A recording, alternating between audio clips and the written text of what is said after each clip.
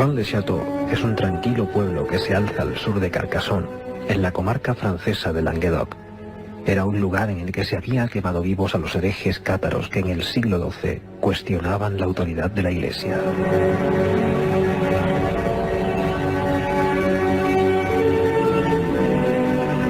Aquellos acontecimientos quedaban muy lejanos y el silencio se había apoderado de todo. Sin embargo, la llegada de un misterioso párroco iba a provocar un sinfín de acontecimientos asombrosos. Entre ellos, un hallazgo que iba a cambiar para siempre la historia del lugar.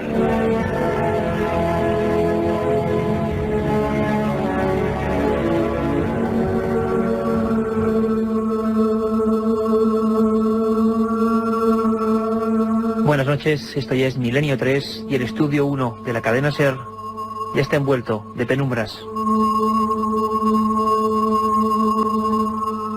Estamos aquí dispuestos a volver a enfilar un tema que ha causado cierta sensación. Lo hemos visto en vuestros correos electrónicos, en vuestras llamadas.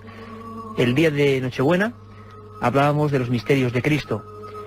Y es cierto, nos quedamos con muchas cosas en el tintero. Y hemos pensado recuperar la biografía de este personaje con una historia ocurrida precisamente en Francia. Este acontecimiento nos va a servir para seguir abordando los muchos enigmas que rodean a Jesús de Nazaret. Un equipo, como siempre, compuesto por Katia Rocha, Carmen Porter, Carlos Barroso, este que os habla, Iker Jiménez, y hoy, a los mandos técnicos, todo un lujo, don Jorge Martínez. Efectivamente, aquel pequeño pueblecito de Rennes-le-Château llegó un sacerdote. Tenía 33 años. Qué curioso, ¿verdad? 33 años. Se llamaba Berenguer Saunier. La iglesia a la que le destinaron era poco menos que un castigo en aquella época. Era enviarle a la zona más desolada de Francia. Y él empezó a reconstruirla. Lo hizo de una forma prodigiosa. Al parecer encontró una gran fortuna. Se cuenta, o contaron después de su muerte, que en una pilastra visigótica encontró unos tubos sellados. En su interior, varios pergaminos. Poco tiempo después, este extraño Berenguer Saunier, que iba a ser nuestro Cicerone en ese otro lado de Jesús de Nazaret, puso la figura de un diablo a la entrada de la iglesia. Un diablo que ahora mismo, mientras hacemos este programa, sigue allí. Es el diablo Asmodeo.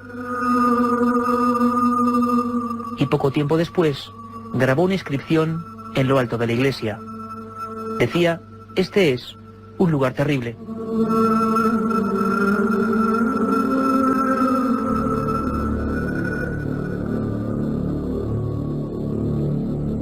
La historia de Rennes-le-Château, un pequeño pueblecito, como decimos, de una zona muy concreta de Francia y que causó un enorme impacto a nivel histórico, a nivel investigativo. Para muchos, ese sacerdote encontró algo mucho más valioso que un tesoro, algo que implicaba grandes personalidades y algo que se remontaba hasta el tiempo de Jesús. Se han escrito infinidad de libros, uno de ellos impactante, El enigma sagrado, de Michel Vaillant, Richard Leigh y Henry Lincoln, cuya teoría, quizá un poco atrevida, dio la vuelta al mundo. Hablaba, más o menos, y vamos a debatir eso hoy aquí en el Estudio 1, de que Jesús tenía descendencia, y que aquellos planos, aquella especie de genealogías, eran la prueba, y aquel hombre las encontró, y aquel hombre tuvo que ser protegido, o al menos tuvo que ser silenciado en su secreto, con muchos millones de francos viejos. Ha sido tremenda, os lo digo, la repercusión del programa de Jesús de Nazaret, os lo agradecemos con todo el alma.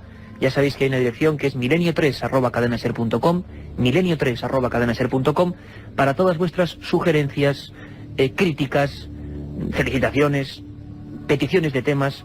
Y hemos recibido muchos comentarios en torno al asunto de Jesús. Y no nos hemos podido resistir, hemos cambiado el orden de los acontecimientos. Sabéis que Milenio 3 siempre está a la última, y hemos traído de nuevo a una persona que también causó cierta sensación con sus palabras y sus datos. Sebastián Vázquez, director del Arca de Sabiduría, editor, escritor y un experto en el tema de Jesús. Bienvenido de nuevo al Estudio 1 de la cadena SER. Gracias, Iker, buenas noches. Y a su lado está un viejo amigo de este equipo, periodista, director de la revista Más Allá, y que, bueno, se ha mojado de barro las botas para investigar de verdad el tema de Jesús y ha estado allí en Real de Chateau. Don Javier Sierra, bienvenido. Hola, buenas noches. He estado y muchas veces.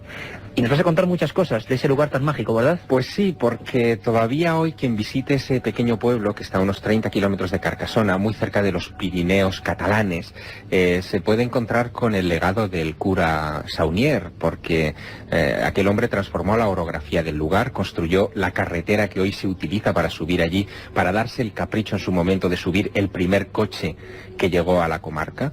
Fue un personaje que, eso no se ha dicho todavía, pero creo que el dato merece la pena, se gastó 1 millón de francos oro de la época entre 1892 y 1917, cuando él fallece, que es el equivalente a 3 millones de euros. Para los que todavía no nos hemos acostumbrado a la moneda, son unos 500 millones de pesetas de finales del siglo XIX, exactamente. Y Javier, eso en un párroco más o menos desterrado, sin apenas influencias en la época, hasta que encuentra ese hallazgo y que es, bueno, enviado a un pequeño pueblecito, una comarca. Algo extraño debió descubrir ese hombre, ese Berenguer Saunier. También queremos saludar, para que se unan luego a esta tertulia, que estoy seguro va a desembocar en temas apasionantes, heréticos para uno, demasiados arriesgados para otros. Bueno, en definitiva, opiniones y datos que nosotros planteamos para que vosotros saquéis vuestras propias conclusiones. Tenemos en la cadena SER en Torrelavega a un buen amigo, historiador, escritor, don Mariano Fernández Urresti, que ha investigado también hasta la saciedad este tema de Rennes le Chateau y las otras cosas que rodean a la figura de Jesús de Nazaret. Don Mariano, buenas noches. Muy buenas noches. ¿Qué tal allí en Torrelavega? Imagino que con una perfecta temperatura y desde luego pensando ya en meternos en las arenas de este asunto, arenas casi movedizas, ¿no? Imagino también. ¿Para ti qué pudo descubrir este sacerdote? Algo tan importante que cambió la historia del lugar y la concepción para muchos del legado de Jesús de Nazaret. Hombre, no podemos saberlo con certeza, desgraciadamente, ¿no? Sin embargo, lo que sí creemos es que pudo haber descubierto algo realmente asombroso. Pero antes de entrar, tal vez, en materia, sí que me gustaría saludar tanto a Sebastián como a Javier y a ti mismo, lógicamente, y a toda la audiencia. Y esperemos que, como tú decías antes, pues el contenido del programa sirva para calentar esta noche de Navidad, ¿no? Pues desde luego, Mariano, hacemos esta ronda por España, estamos aquí en el estudio de la cadena SER, estás tú en Torrelavega y también en la cadena SER en Barcelona tenemos a otro amigo, Josep Guijarro, redactor jefe de la revista Más Allá, que también ha escrito sobre este asunto. Don Josep, buenas noches. Muy buenas noches a todos. Josep, una pregunta muy sencilla, muy fácil. ¿Tú qué crees que descubrió este sacerdote? Lo que sé seguro es que descubrió unos pergaminos que algo revolucionarios debían de ser para la época y que debieron de suponerle esos pingües beneficios a los que aludía Javier Sierra. Lo que viene detrás de ese descubrimiento es tal vez todavía más apasionante porque no tenemos ninguna certeza, todo es especulación. Todo es imaginación, pero en esa imaginación y en esa especulación se puede esconder un germen de verdad interesantísimo que haría remover los cimientos de nuestra religión y en el fondo también de nuestra cultura occidental, ¿no? Bueno, pues aquí estamos rodeados de buenos amigos, de expertos, de personas que han investigado, escrito sobre estos hechos y dispuestos desde luego a entrar en materia. Javier Sierra, nos comentabas que has estado muchas veces allí en ese lugar. Incluso creo que has dormido en la cama del propio Berenguer Saunier. Sí, bueno, en lo que hoy es la Villa Betania, que fue la mansión que él se construyó con esos millones ¿Qué sabemos de este euros. personaje? Para que la gente... Sí, habría que situarse un poco en la época, ¿no? La historia del cura Saunier, del padre Berenguer Saunier, empieza en realidad en 1885, cuando él es destinado como párroco a esa iglesia. Cuando llega a ese pueblo, que es un pueblo de 100 habitantes, muy poca gente para la época. Cuando llega al lugar, lo único que tiene es una pequeña herencia del cura anterior que le sirve para acometer unas obras en la iglesia. Había goteras, había desperfectos en el suelo, las ventanas no estaban tapadas, en fin, era un desastre. Y lo que se dedicó a hacer fue a remover un poco todo aquello y con los pocos dineros que tenía, pues tratar de arreglarlo. Fue al mover un pilar visigótico que servía de columna al altar mayor de la iglesia cuando descubrió que estaba hueco y que dentro había, como tú has comentado en la introducción, unos tubos de madera con unos documentos dentro. Él no sabe a qué se está enfrentando, se los presenta al obispo de Carcasona, que es el obispo de su diócesis, y el obispo, que también se siente impotente para descifrar aquello, que en realidad, fíjate Iker, en realidad son fragmentos en latín de un evangelio de Juan, en el que habla de la resurrección de Lázaro, es decir, algo aparentemente inocuo. Lo que ocurre es que había una peculiaridad, y es que esos fragmentos del evangelio de Juan tenían algunas letras mayúsculas entre medio, caladas, o sea, por ejemplo, si pone, si tú imagínate la palabra enigma, pues que la G de enigma esté en mayúscula, sin saber realmente la por qué. sensación que había, y lo que nos ha llegado hasta ahora, es que había ciertas claves, ¿no? Sí, que estaba cifrado, y se dedica, el obispo de Carcasona le sugiere que por favor se vaya a París, está durante mucho tiempo en París, para resolver allí el enigma de esos pergaminos. Regresa de París habiendo hecho excentricidades muy raras en un cura, se hizo unos retratos carísimos, compró la reproducción en el Louvre de unos cuadros que no venían a cuento, por ejemplo Los pastores de la Arcadia, de Nicolas Poussin, que luego tiene que ver con el misterio, y regresa a Rennes-le-Château ya empezando a gastar mucho dinero. Empieza a recibir dinero, transferencias de todos los países prácticamente de Europa. Y además parece, ese obispo, Félix Arsène, le envía a París como si ese cura rural tuviera algo muy importante entre las manos, se pasa 3 semanas, y cuando vuelve es un hombre con conexiones tremendas, así es, con hombres muy poderosos a su alrededor. Incluso se habla del archiduque Juan de Habsburgo. Algo tuvo que descubrir, ¿verdad? Os lo estáis imaginando todos. ¿Qué pudo ser y qué tiene que ver con Jesús de Nazaret? Pues en un momento vamos a intentar resolverlo aquí en Milenio 3. Milenio 3. Periodismo de lo desconocido. En la SER. Primer día, llegada al hotel y alojamiento. Segundo día, ruinas de Petra y pistas de Nazca. Tercero, Sámana Santa de Turín, pirámides de Egipto. Ninguna agencia te ofrece un viaje como este, lleno de misterio y aventuras. Solo Iker Jiménez te lleva a las fronteras de lo imposible. Un viaje de 150.000 kilómetros que recorre el lado más enigmático y sorprendente de la historia. Fronteras de lo imposible, de Iker Jiménez, publicado por Editorial Edad. La otra realidad. Milenio 3. En la cadena SER. Y tenemos ya a Carmen Porter porque en este pequeño avance que siempre hacemos vamos a hablar, porque hay tantos programas especiales que incluso la audiencia está un poco despistada, en el buen sentido, están siguiendo el dial. Lo importante es que siempre estén con la cadena SER, pero Carmen, ¿qué programas importantes hay de aquí a estas últimas fechas navideñas? Buenas noches, Iker. Pues mira, mañana mismo, el 29 de diciembre, de 10 a 11 de la noche, tenemos un especial oyentes. Contestaremos a todas las preguntas que nos habéis dejado en el contestador, también los mails que nos habéis hecho llegar a milenio3@cadenaser.com, milenio3 con número @cadenaser.com, y abriremos los teléfonos para que podáis charlar con nosotros. ¿La primera vez que lo hacemos? Exactamente. ¿Cuál es el y teléfono, os voy a dar Carmen? el número 900-100-800. Es un número de teléfono gratuito. Ahí podéis llamar todos los que queráis. También recordaremos que el martes 31 de diciembre, Nochevieja, de 3 a 4 de la tarde, haremos un programa resumen con los mejores documentos que hemos emitido desde septiembre hasta ahora mismito en Milenio 3. Y no os perdáis el día 6 de enero un programa sobre un hecho espectacular relacionado con lo extraño y que después de 25 años sigue en el más absoluto secreto. Y que se me olvidaba decirte que entre todos los participantes de mañana sortearemos 10 libros de los Evangelios Apócrifos. Un tema que tanto interesa. Y que tiene mucho que ver con lo que esta noche están hablando nuestros invitados. Muchísimas gracias, Carmen Porter.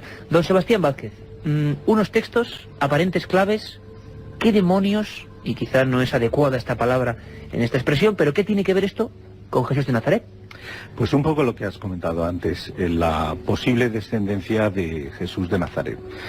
Mira, primero si hay que dejar un poco al margen para hablar de este hecho, la figura de Jesús concebida desde esta perspectiva de fe o de creencias.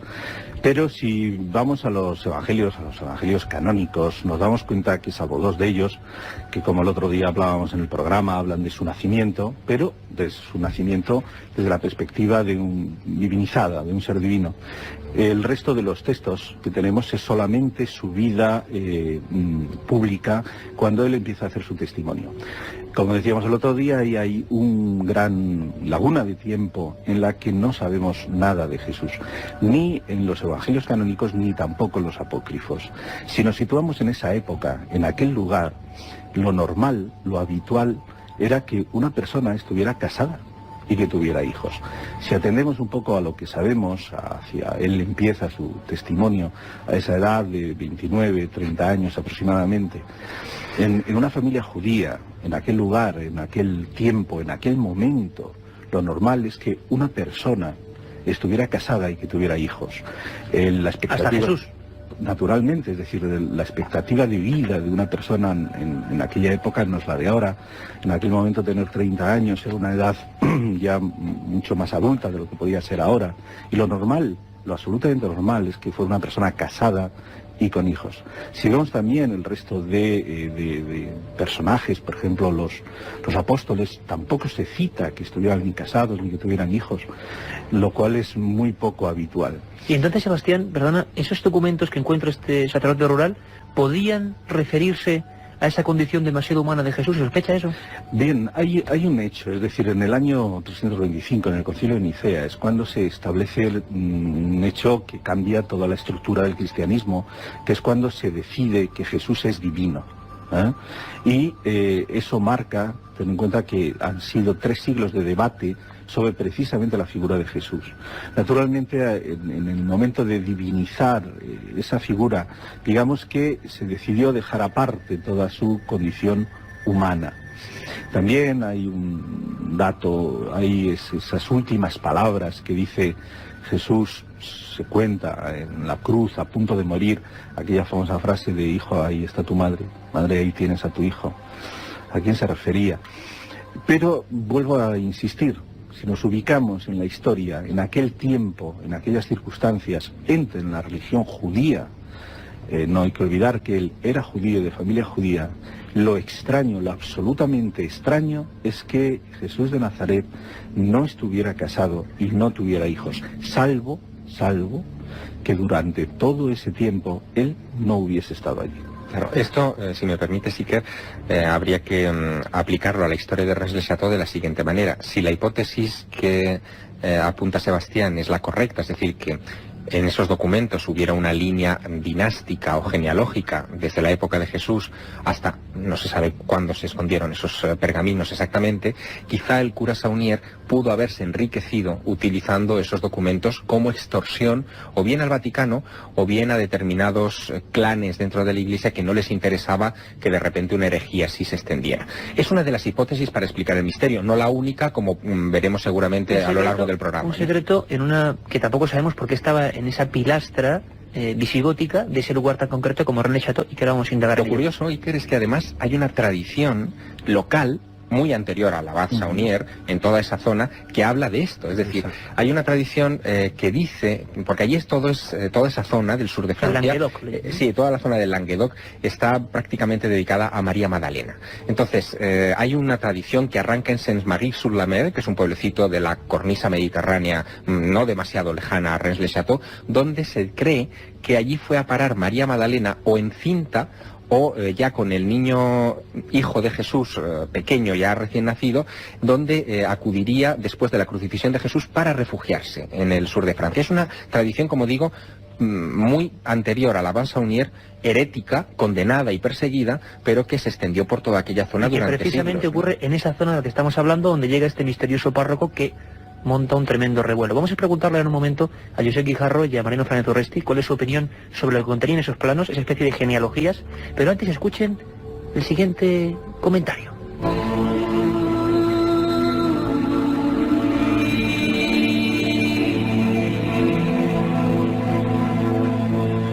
Durante 100 años se ha estado especulando con el llamado oro de Rennes, con la fantástica suma de riquezas que debiera haber encontrado el sacerdote Berenguer Saunier. Sin embargo, algunos investigadores apuntan que lo que halló dentro de aquella pilastra visigótica era algo mucho más importante y cuyo valor no se medía en dinero.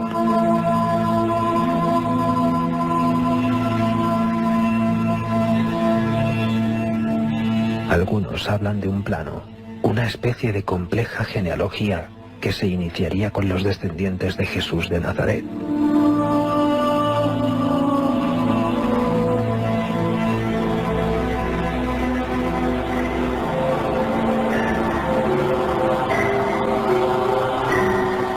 Supuestas genealogías encontradas por esta persona que demostraban una condición humana de Jesús, de la que ya hablábamos en Nochevieja. Incluso Sebastián Vázquez acababa el programa diciendo la posibilidad, releyendo los textos antiquísimos y algunos apócrifos, de los que ahora hablaremos, de que las bodas de Canaán fueran precisamente las bodas de Jesús. Son teorías arriesgadas, pero que están ahí y que causan cierta expectación. Josep Guijarro, desde Barcelona, tú has escrito, has investigado profundamente este asunto. Parece ser que esa tradición que contaba Javier Sierra es profundamente local allí, que María Magdalena estaba embarazada de alguien y que hay una especie de linaje. ¿Podríamos hablar, aunque sea tremendo, ya lo han hecho varios autores, del linaje sagrado, de la descendencia de Jesús de Nazaret, precisamente desembarcada en esa zona? Es muy coherente hacerlo, y te diré más, esa tradición a la que aludía Javier es muy, muy antigua. Tendríamos que preguntarnos por qué en esa región nacen herejías como la de los cátaros. Todo el mundo la ubica rápidamente en el Languedoc, en el sur de Francia, incluso en las tierras, hasta donde llega Rennes-le-Château, pero el por qué se ubica esa herejía en esa zona está muy ligado con el linaje de Jesús de Nazaret.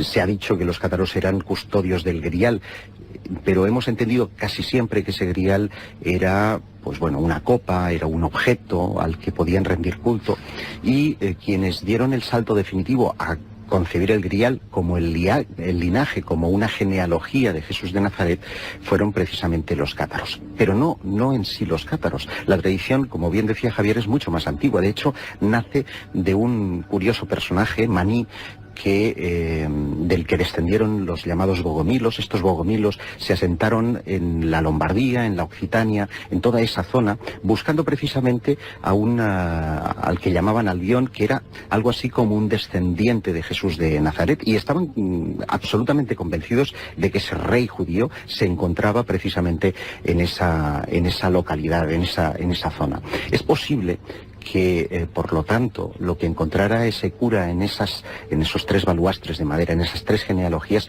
pudiera estar directamente relacionado con la figura del grial, pero no del grial físico, material, no de esa copa, sino de la descendencia de Cristo. De hecho, hay una circunstancia también muy curiosa que me gustaría reseñar, que es etimología pura. Según los ritos davídicos, y lo apuntaba hace un instante el amigo Sebastián Vázquez, lo extraño es que no estuvieran casados, obviamente. Es más, incluso los nombres, las edades, el momento de la concepción estaba rigurosamente estipulado según el rito davídico. Y no olvidemos, la Biblia lo dice meridianamente claro, que Jesús pertenece al trono de David, y según esa tradición davídica, si Jesús era el Ictis, el Jesús, el Cristo, según el título greco-romano, el hermano de Jesús, porque también tuvo hermanos, ese Santiago, por esa misma etimología, era llamado José Ramateo, que pudo dar origen a ese José de Arimatea que viajó junto a María hasta las tierras occitanas. Pudo, por lo tanto, estar ya embarazada María cuando llegó hasta las costas francesas. Según estas teorías arriesgadas, repito, podría ser posible. Podría ser posible, nos lo comenta Josep Guijarro, y son cosas que se han publicado. Los primeros en dar la campanada sobre este asunto, podríamos decir, en los últimos años, que son estos autores del Enigma Sagrado, que fue un auténtico bestseller mundial, una gran repercusión sobre este asunto, un libro casi condenado en algunos países. Mariano Fernández Urresti, historiador y que ha escrito además recientemente sobre estos asuntos, ha estado en Rennes-le-Château también. Mariano, si pudieras hacernos una fotografía del lugar, ¿qué se siente ahora mismo? ¿Qué hay de ese pueblo? ¿Ese pueblo está, digamos, ligado a este misterio? ¿Se siente parte de él? Cuéntanos un poco. Bueno, yo creo que ese es uno de los lugares en los que los investigadores, los que estamos más o menos habituados a pisar el terreno del misterio, siempre sentimos que hay algo especial, y no es por lecturas mal digeridas, sino que creo que se palpa esa sensación de una manera clara. Es un lugar de esos que podríamos considerar de poder, pero lo que no sé muy bien es de qué poder. El propio párroco parecía tener dudas al respecto cuando el párroco actual, el frontispicio de la iglesia, aquello de este es un lugar terrible.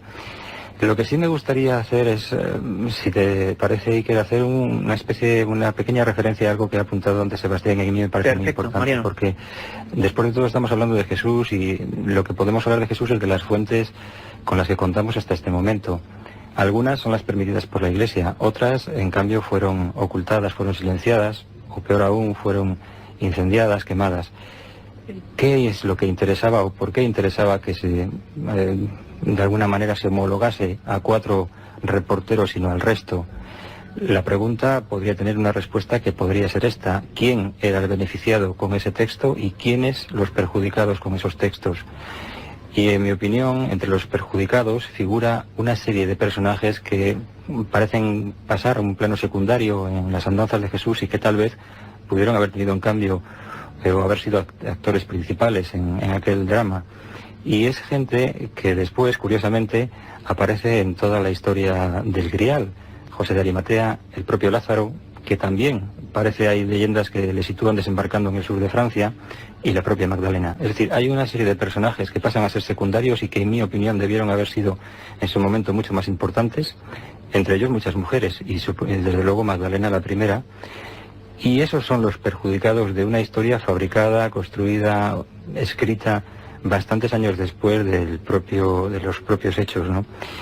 Sabemos que había otros textos, incluso Ireneo, que fue obispo de Lyon, que escribió hace 180 el Adversus Egreses, decía que los herejes tenían otros textos, que se vanagloriaban de tener otros textos que hablaban de la figura de Jesús. En esos textos, en los que descubrieron en Nag Hammadi, por ejemplo, podemos encontrar datos que hacen referencia a esa relación mucho menos que ambigua entre María Magdalena y Jesús. En el Evangelio de Felipe se hace referencia claramente a que era esa, María Magdalena, el discípulo al que Jesús besaba en la boca. Podemos interpretar la frase como se desee, pero si y se documentos, Mariano, literal, pues parece que es claro, ¿no? Documentos, Mariano, que habitualmente sí no se cuentan, o al menos no han tenido ese beneplácito. Hablaba Sebastián Vázquez de que en el año 325 hay una división importantísima. La Iglesia, y lo comentábamos incluso, lo decíamos casi por encima en el primer programa de Nochebuena, definía lo que era inspiración divina, lo que nos ha llegado hasta hoy como oficial, y se dejaban al margen toda una serie de libros, toda una serie de legajos de documentos encontrados en distintas partes del mundo. Antes de terminar con el enigma de Rennes le Chateau y entrar directamente en esos textos, que creo que puede ser realmente interesante, y muchísima gente nos ha escrito preguntándonos qué son los apócrifos que cuentan, Javier, brevemente y para rematar, estos autores del enigma sagrado, que son los que realmente ponen en tela de juicio a final de los 70 este asunto, hablan incluso de que los templarios, a los que dedicaremos un día un programa, y por supuesto estás muy invitado, porque sabes mucho de esa historia, no eran custodios, no eran monjes guerreros, sino que eran personas que custodiaban o velaban por los intereses de ese linaje sagrado, de esos descendientes de Jesús, ese gran secreto que de alguna forma se ha perpetuado en el tiempo, cosa que tampoco comprendemos cómo se ha mantenido un secreto en Francia de una forma tan tremenda. Incluso se hablaba de que Leonardo, Debussy, personas muy importantes, eran descendientes de Jesús. Esto nos parece ya un poco extraño, ¿no? Sí, el enigma sagrado abunda en una de las posibles hipótesis para explicar el enigma de Rennes le Chateau, que no es otro que cómo de la noche a la mañana se enriquece un cura rural tras el hallazgo de unos documentos aparentemente antiguos. La hipótesis del enigma sagrado efectivamente abunda en la idea de que lo que descubrió el cura Saunier fueron unos documentos sensibles que preocuparon especialmente a una sociedad secreta llamada el Priorato de Sion, que conservaría, digamos, la documentación exacta de esa genealogía de Jesús desde la época de Jesús hasta la actualidad. Incluso la posibilidad de que hubiera una línea real, dinástica, una línea de nobleza entroncada con Jesús de Nazaret que podría en su momento reclamar el trono de Francia. Es decir, imagínate esto lo que significa en un país donde se inventó la República, ¿no? Es algo realmente impactante. Bueno, pero esa es una de las hipótesis, es decir, que el cura Saunier pudo haber extorsionado a ciertas familias o ciertos clanes eclesiásticos y haber obtenido de ahí dinero su riqueza y un tesoro físico que estaba en esa columna, claro, que también se pensó. Pero hay otras hipótesis, hay por lo menos otras dos hipótesis interesantes. La segunda hipótesis tiene una base histórica interesante. Parece que en la zona de Rennes le Chateau pudo haber estado escondido parte del tesoro sagrado del templo de Salomón. Esto es así por lo siguiente: en el año 70 después de Cristo, Tito, el que después sería emperador emperador de Roma, saquea Jerusalén y roba los tesoros del templo. Incluso ordena construir en el foro, en Roma, que todavía puede visitarse, un arco de triunfo donde aparecen esos tesoros saqueados al templo de Salomón. La menorá, el candelabro de los 7 brazos, las trompetas de oro, incluso algunos hablan del arca de la alianza, aunque ese es otro tema. Después de que Tito colocara esos tesoros en un templo en Roma, siglos después, en el siglo V, es un rey ya, digamos, visigodo, Alarico, el que roba los tesoros y se los lleva hacia la zona de Francia. Precisamente esta zona, sí, de nuevo. Hay dos hipótesis, una que pudieron haberse quedado allí esos tesoros y otra que parte de los mismos pudieron haber llegado a España, y ahí surgirían varias tradiciones que hablan de la Mesa de Salomón, tanto en Toledo como en Jaén, por ejemplo, ¿no? Sí, y fíjate, si me dejas añadir un dato que me parece muy significativo, los visigodos se llevan parte de ese tesoro hasta Toledo. Como sabes, en Toledo existe una gran relación con todo el mundo del Grial, y es muy curioso observar cómo Berenguer Saunier viaja hasta Toledo, esto es en los albores del año 1900, y cuando regresa de España, cuando regresa de Toledo, cambia el nombre de la iglesia de María Magdalene, en francés, por María Magdalena, en castellano. Esto es muy curioso, porque establece una clara conexión entre algo que pudo conmoverle o perturbarle en Toledo y que quiso inmortalizar en forma de pista, como muchas otras cosas que fue dejando tanto en su cementerio como en la propia iglesia. Y hay por último una tercera hipótesis. La segunda hipótesis sería que, lógicamente, que Berenguer Saunier encontró parte de ese tesoro del templo de Salomón y que lo utilizó. El problema, naturalmente, es que si encontró parte del tesoro de Salomón en oro y lo quiso fundir o cambiar, etcétera, hubiera dejado alguna huella de algún tipo al hacer las transacciones de ese oro antiguo, ¿no? Y esas pistas no se han encontrado hasta la fecha. Pero hay una tercera hipótesis que surge hace realmente poco tiempo, en 1996, cuando unos investigadores ingleses deducen que en realidad los pergaminos no eran ni una línea genealógica ni un mensaje cifrado, sino que en realidad eran un mapa, es decir, ¿Mapa de qué, Javier? Un mapa de la zona de Rennes que marcaba o que convergía todas las líneas de ese mapa en un punto muy concreto, que es una montaña que se encuentra justo enfrente de Rennes-le-Château, que se llama el Monte Cardú. Y según estos investigadores ingleses, lo que habría en ese Monte Cardú, y de ahí la importancia del descubrimiento de Saunier, serían los restos mortales, atento, los restos mortales de Jesús de Nazaret. Es decir, que María Magdalena, después de la crucifixión de Jesús, habría cogido los restos mortales de Jesús, los habría escondido en Francia, y de ahí surgiría el mito de la resurrección, porque el cuerpo habría desaparecido de la tumba. Pedazo de herejía que en cualquier caso podría también encontrar explicación para la riqueza de Saunier. Si eso es verdad, si él encontró los huesos de Jesús en el Monte Cardú, naturalmente podría haber extorsionado al Papa de Roma y a quien fuera. Lo cierto es que se llevó su secreto a la tumba. Sí, por supuesto. Se llevó su secreto a la tumba y realmente pocos hemos sabido realmente qué se encontró, qué halló, que era tan importante como para enriquecerse de esa forma tan fabulosa siendo un párroco rural. Sebastián quería apuntar algo. Sí, solamente dejar también en evidencia el hecho de que el cura Saunier tuvo relaciones muy claras y muy directas con sociedades discretas o secretas de la época, especialmente la masonería y la Rosacruz. Un mundo que tú conoces bien. Bueno, algo conozco. El hecho es que, por ejemplo, antes mencionabas la figura de Asmodeo en la entrada de la iglesia, según entras a la izquierda, el ajedrezado que está ahí enfrente, y toda la iglesia... Asmodeo, recordemos para los oyentes, ese diablo, además de un aspecto terrible, que tallado, además de una forma bastante fiel a lo que era el retrato hipotético de este diablo, claro, está en la entrada de la iglesia. Tremendamente austera, por otra parte. Muy fea, colores feos. El tema es que este Asmodeo es, según la leyenda, según la tradición, es aquel que construye el templo de Salomón, con aquella famosa piedra mágica que tenía. Es decir, ya tenemos ahí una referencia a la masonería y muchas más. Es decir, estas referencias que parece ser que los contactos los hizo Saunier en ese viaje a París, a partir de la recomendación del obispo de Carcassona, que le remite a un sobrino suyo que está muy relacionado con estas órdenes, y él parece evidente, y la iglesia es todo un testimonio de arriba abajo de simbología rosacruz y masónica. De su conexión con estos mundos, ¿no? Sí, es algo que, bueno, todos los que conocemos la iglesia, pues se puede rastrear. Vamos a ver si podemos hacer un programa en Rennes-le-Château. Yo os emplazo porque sería un auténtico espectáculo hablar de esto desde allí, porque el tema da para mucho. Una cosa, Javier, Sí, y es que antes todos habéis dejado entrever que en el fondo esta historia de este cura que se enriquece y que parece que extorsiona y que consigue grandísimas influencias es unos documentos, unos papeles que nos hablan de una naturaleza de Jesús distinta a la que nos hablan las Sagradas Escrituras. Todo el mundo, Javier, Sebastián, Mariano, Josep, nos ha preguntado, cientos de mails nos han llegado sobre qué son esos documentos, dónde están, qué clase de documentos son los que hablan de otro Jesús, por qué se han prohibido. Me gustaría que escuchaseis atentamente esta introducción y que nos sumergiésemos profundamente en esta historia apasionante.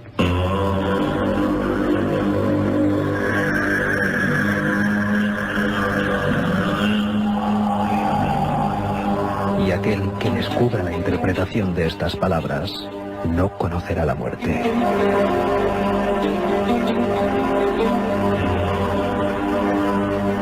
Así comienza el llamado Evangelio de Tomás, escrito hacia el 130 de nuestra era y encontrado sumergido en las arenas del desierto de Nag Hammadi en 1945.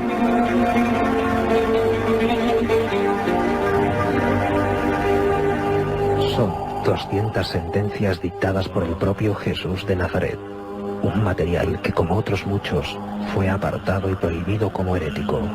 Son los llamados evangelios apócrifos, escritos tan antiguos como los canónicos que nos cuentan otra realidad distinta y sorprendente.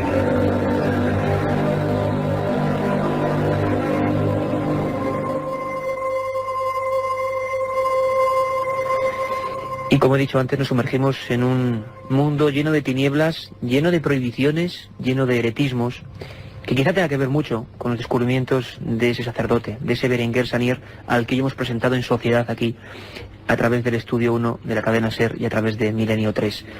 Todo el equipo, Katia Rocha, Carmen Porter, Carlos Barroso, este que os habla, Jorge Martínez y todos los que estamos aquí, nos hemos preguntado alguna vez si realmente hay otros documentos, otros textos que hablan de otro Jesús. Sobre eso se ha dado vueltas hasta la extenuación.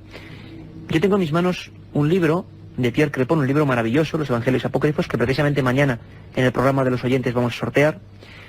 Y es un resumen de esos textos extraños que a lo largo de la historia, que a lo largo de los últimos tiempos sobre todo, se han ido descubriendo, muchos de ellos enterrados en arenas del desierto, y que nos hablan incluso de palabras pronunciadas por Jesús, o desde luego una visión completamente distinta.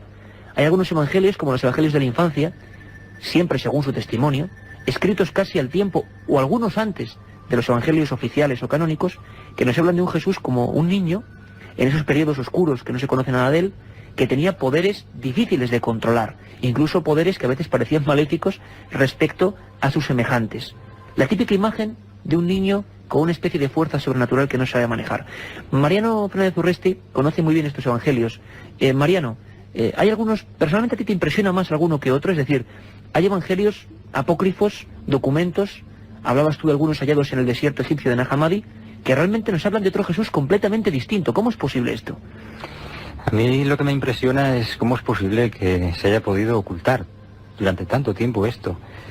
Lo que tal vez no se sepa es que el propio descubrimiento de los evangelios de Nag Hammadi pues fue, como casi todas las cosas, de una manera casual. No solo su propio hallazgo, sino el modo en que después salieron a la luz. Muhammad Ali, el pastor que de una manera accidental encontró estos documentos, tal vez no los hubiera dado a conocer al mundo de no haber mediado una venganza. Su familia había conocido el asesinato de su padre y su propia familia pues planeó la venganza contra otro clan. Mataron al culpable del asesinato de su padre y, temiendo que la policía investigase su casa y pudiera haber encontrado esos documentos que previamente habían descubierto, fue de ese modo como fueron puestos, digamos, en el mercado negro. Lógicamente, pues los piratas de antigüedades no tardaron en verse atraídos hacia ese tesoro, se vendieron, otros muchos seguramente se mutilaron y todavía peor, muchos se perdieron y finalmente fueron a parar al Museo Copto en el Cairo y a partir de ahí, bueno, pues tomaron cuerpo más o menos histórico. El profesor Gilles Quisper, un historiador de religión de Utrecht, en los Países Bajos, pues fue uno de los primeros que pudo acceder al estudio de los mismos. Y una de las primeras palabras que pudo traducir justamente fue de ese Evangelio de Tomás, donde se decía: estas son las palabras secretas que Jesús vivo pronunció y que el mellizo Judas Tomás anotó. A partir de ahí tenemos ya otra polémica, si ese Judas mellizo era efectivamente el mellizo de Jesús, y cuáles eran las palabras secretas que contenían esas doctrinas secretas de Jesús, ¿no? Estamos no solo ante una biografía oculta, sino tal vez, y lo que es mejor, ante una doctrina secreta. Buena palabra la que dice Mariano Fernández Urresti, que es biografía oculta de Jesús. Desde luego temas, documentos que fueron considerados demasiado extraños para ser admitidos en el dogma de la Iglesia. En un momento vamos, como decíamos antes, a penetrar profundamente en lo que nos dicen. Si realmente lo que nos dicen de Jesús es muy distinto a lo que nos ha llegado hasta nuestros días. Un programa que se sumerge en el otro lado de la realidad. Milenio 3, con Iker Jiménez y todo su equipo en la SER. Aparte de gozosos, dolorosos, gloriosos, los misterios de la Iglesia son sorprendentes e inexplicables. La periodista Carmen Porter te ayuda a desvelarlos en Misterios de la Iglesia, una obra que saca a la luz los episodios más impactantes del fenómeno religioso. Exorcismos, apariciones, cuerpos incorruptos, estigmas. Misterios de la Iglesia, de Carmen Porter, publicado por Editorial Edad. Un viaje en busca del misterio. Milenio 3, en la SER. En esta penumbra, en esta oscuridad que invade no solo el estudio, sino el control donde está Jorge Martínez y todo nuestro equipo, estamos un poco a la expectativa porque Sebastián Vázquez parece que, bueno, incluso quiere leernos algún trozo de alguno de estos evangelios prohibidos, secretos, heréticos, apócrifos en definitiva. No es solamente una frase del Evangelio del pseudo Tomás. Dice así: Jesús iba atravesando la aldea y un muchacho que venía corriendo fue a chocar contra su espalda.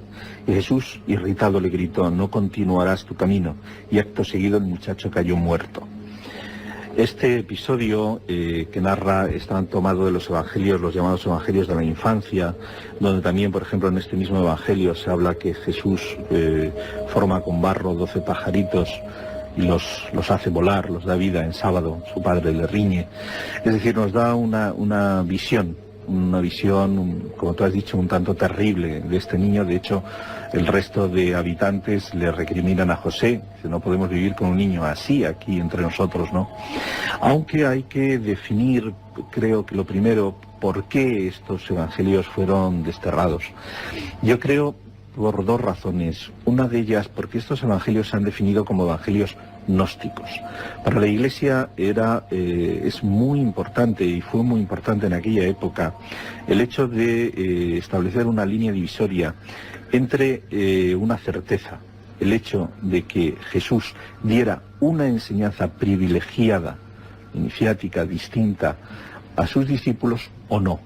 Esa fue realmente una línea divisoria, porque los evangelios apócrifos que se conocen a partir de toda la polémica, todo el nacimiento del cristianismo en los primeros 4 siglos, no es tan importante la figura humana de Jesús, que como hemos dicho se deja un poco al margen, sino este concepto. Son en este descubrimiento de Nag Hammadi en el 45, cuando salen a la luz muchísimos evangelios. Hay uno, el libro de Set, que no está, ha sido traducido últimamente, volviendo a lo que ha dicho antes Mariano, con respecto de un gemelo, que dice literalmente que en la cruz murió un gemelo de Jesús. Precisamente en la iglesia de René Chateau, Javier lo recordará bien, hay dos, en la parte del altar hay 2 estatuas, una de Jesús, una de José y otra de María, que tienen cada uno en los brazos un niño idéntico. 2 Jesús en esa... Idénticos. Incluso sí. hay en ese mismo texto que tú leías, escrito en el 130 después de Cristo, ese Jesús de pequeño, siempre según el cronista, este evangelio del pseudo Tomás, encontrado en las arenas de Nag Hammadi, dice: y hallando al niño muerto le tocó en el pecho y dijo: yo te ordeno, niño, que no mueras, sino que vivas y te quedes con tu madre. Y enseguida el niño abrió los ojos y sonrió. En definitiva, milagros, nuevas resurrecciones, incluso desde niño. Josep Guijarro, desde Barcelona, sí. Lo que nos preguntamos todos es ¿por qué existe ese tremendo vacío en las Sagradas Escrituras, que de repente, bueno, dicen unos que desde los 12 años hasta los 30, pero es que realmente también desde el nacimiento hasta Claro. los 12 años hay muy poco. Bueno, de hecho, ese vacío está en buena parte resuelto por los evangelios apócrifos a los que estamos aludiendo ahora mismo. Y a mí también me gustaría leer un fragmento de uno que es tremendamente revelador para disipar las dudas de si María Magdalena en efecto pudo o no ser la esposa de Jesús. Pues adelante, Josep. Se trata de un apócrifo de María y Felipe en el que se puede leer: y la compañera del Salvador es María Magdalena, pero Cristo la amaba más que a todos los discípulos y solía besarla con frecuencia en la boca. Los demás discípulos se ofendieron por esto y expresaron su desaprobación. Le dijeron: ¿por qué la amas más que a todos nosotros? El Salvador respondió diciéndoles: porque no os amo como a ella. A buen seguro hay poco que añadir, es decir, el texto es revelador en cuanto a diferenciar el amor que podía tener por los apóstoles al amor carnal que podía sentir por María de Magdalena. Quienes no quieran ver aquí algo más, pues realmente están pecando, a mi juicio, de un poco oclusos, ¿no? Me gustaría añadir que estamos hablando de documentos que la propia Iglesia estudia y traduce, comparta o no a veces lo que se comunica en ellos, pero que son hechos absolutamente probados, que han estado en los mejores museos del mundo, cuya, digamos, existencia no puede estar en ningún momento en duda. Aunque escuchando lo que estamos escuchando, no nos extraña que hayan sido realmente prohibidos en muchas ocasiones. Javier, algunos evangelios apócrifos nos hablan de ese periodo de niño, sobre el que se ha conjeturado muchísimo, y como nos leía Sebastián y releía yo, incluso milagros un poco malignos, aunque luego se resuciten hombres, se hagan mover pájaros de barro. Ocurren muchas cosas, incluso en ese Evangelio de Santo Tomás, año 130 después de Cristo, se habla incluso de discusiones de ese José encolerizado porque ese niño Jesús le está causando demasiados problemas a la comunidad. Esto evidentemente tiene que ser una simbología, ¿no? ¿O podemos creer que realmente Jesús de Nazaret, si tuvo realmente esos percances, tenía esos poderes tan majestuosos? Bueno, no hay que considerar tampoco que en los evangelios apócrifos vayamos a encontrar la verdad sobre Jesús, es decir, ahí hay mucha información que probablemente se ha ido adulterando con el tiempo.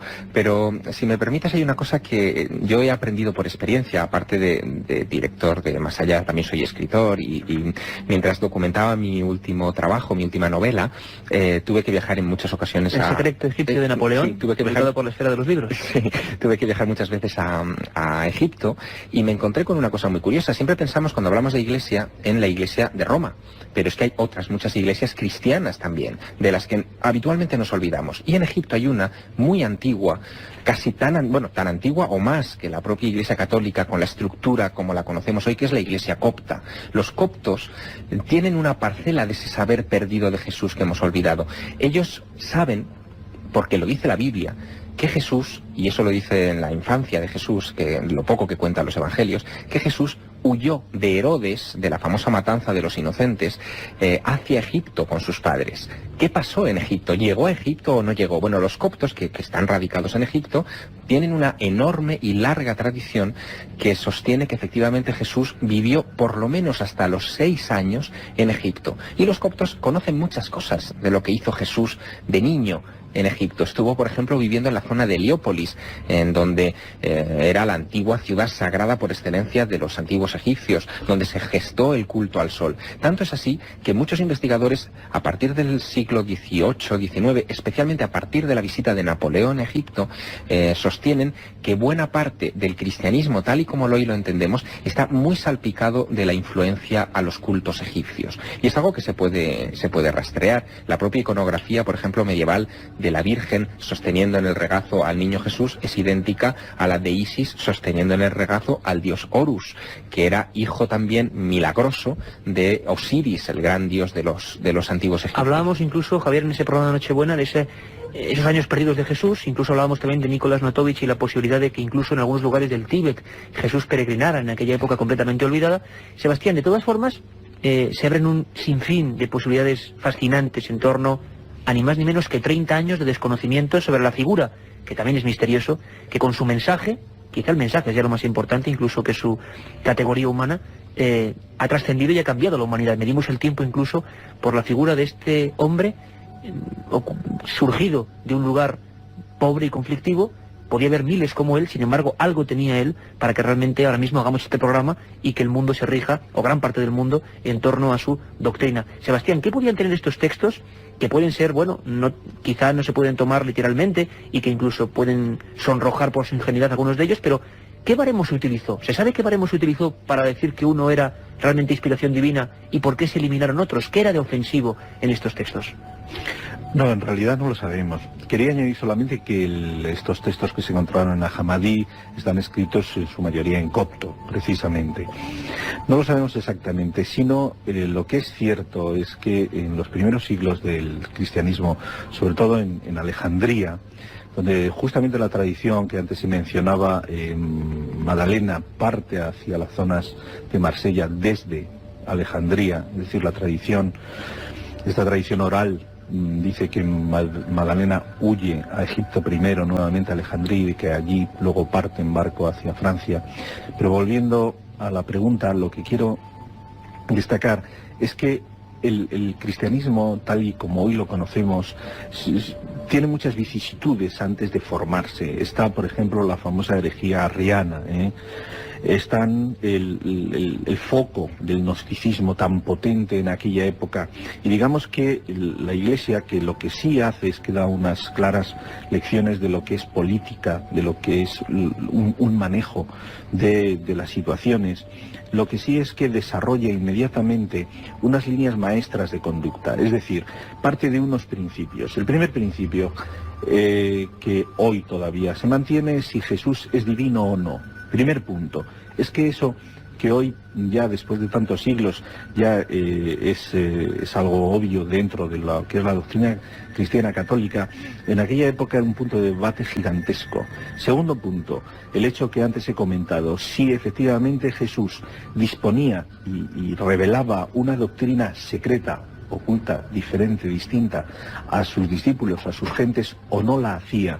Por ejemplo, ese testimonio de los gnósticos es literalmente así, es decir, los gnósticos, la diferencia de lo que podemos definir como el cristianismo gnóstico es que Jesús a un grupo de discípulos seleccionado les puso al corriente de un conocimiento que no llegó al resto de las gentes. Un conocimiento superior, sin duda alguna. Sí, sí. Y del que nos quedan muchas dudas. Un conocimiento iniciático. Esto es importante. De ahí conectamos con esas órdenes que antes comentábamos. Claro. Se nos quedan muchísimas cosas en el tintero, desde luego. Yo quería despedir amablemente, además, por su colaboración, a Josep Guijarro y a Mariano Fernández Urresti en Torrelavega, Santander, y en Torrelavega, Cantabria, perdón, y en Barcelona. Y desde luego animarles a que sigan investigando para que nos cuenten ese tipo de cosas a veces tan impactantes. Gracias por haber estado con nosotros. Iker, si me permite solo 20 segundos para decir que las puertas del misterio tarde o temprano van a abrirse definitivamente ante los nuevos hallazgos en Rennes-le-Château, puesto que han aparecido 2 tumbas y los más especulativos hablan de que tal vez alguna de ellas pueda ser la de Pilatos y María Magdalena. Han aparecido 2 tumbas en Rennes-le-Château, casi nada. La última información de Josep Guijarro. Muchas gracias, compañero. Gracias, Mariano Fernández Urresti. Y os esperamos muy pronto en nuevos programas sobre este tema que además sabemos que apasiona a nuestra audiencia. Javier, yo os pediría a los dos, como hice en la otra ocasión, una ronda de despedida muy breve, por favor, pero nos hemos dado cuenta que hay una infinidad, una increíble, una ingente cantidad de misterios. Si seleccionaríamos uno ahora mismo, del que quizá no hayamos hablado, y que podría ser motivo de un nuevo programa, ¿tú en qué te quedarías? ¿Con un misterio de Jesús que a ti particularmente, o de su entorno, o de los documentos, te llame más la atención que otros ahora mismo, a día de hoy? Si tuviera que elegir uno, yo quizá me quedaría con el de la línea genealógica de Jesús, que es una de las grandes contradicciones de los evangelios. Unos hablan de la casa de David, pero otros no lo sitúan tan claramente vinculado a la casa de David. Me gustaría profundizar más en eso, de dónde viene Jesús y si fue un líder religioso o simplemente un líder revolucionario. Algunos incluso lo llamarían terrorista. Sebastián, brevísimamente, por favor. Sí, solamente decir que en cuanto a lo que es la genealogía y lo que se habla del temple, hay ciertas cosas en las que yo no estoy demasiado de acuerdo, pero si alguna vez hay oportunidad de hablar de los templarios, me gustaría añadir y conectarlo con lo que hemos hablado hoy del cura Berenguer Saunier. Casi nada, los templarios, manuscritos apócrifos, un Jesús aparentemente más humano de lo que nos han contado. Todo eso y mucho más, seguro que volveremos a remarcar este asunto. Con lo que nos ha dicho Josep Guijarro, así, de último pelotazo del día, seguro que tenemos que ir a Rennes-le-Château y hacer un programa desde ahí. Estáis todos invitados, por supuesto, y simplemente deciros que a día de hoy sigue estando esa inscripción, este es un lugar terrible, sigue estando ese diablo y sigue estando el misterio de que encontró ese cura, ese sacerdote. La verdad es que nosotros solo podemos dejarlo, como han hecho nuestros invitados, sobre la mesa y emplazaros a que mañana mismo marquéis ese 900-100-800 para estar con nosotros. Un abrazo a todos. Un viaje en busca del misterio. Milenio 3, en la SER.